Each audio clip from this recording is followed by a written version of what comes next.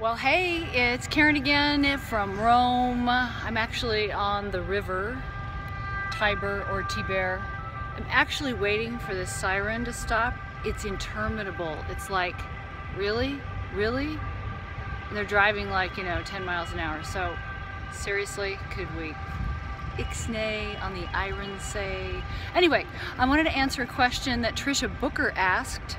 It's Q&A video time, and she asked a question about, she's relatively new to Fujifilm, that I do know, and so there are so many options and ways of shooting on Fuji that if you try and cover a scene or an event all of the ways possible, you would be there all day on one scene. So the heart of her question is, do I have a workflow for how to use the various options, because she'll tend to do the RAW and JPG and then maybe shoot some simulations or maybe even bracketed simulations, film simulations. So here's what I do. I make up my mind to do it one way or the other. I don't do it all on every scene.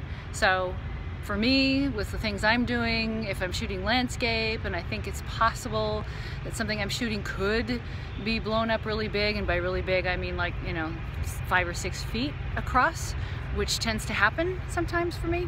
So then I'll shoot RAW and JPG, because the chances are I'm going to want to do something where I need all the data that the RAW has in it. If I'm shooting street or I'm in a city like Rome and I want to do some kind of art things, these JPEGs are hardy as heck.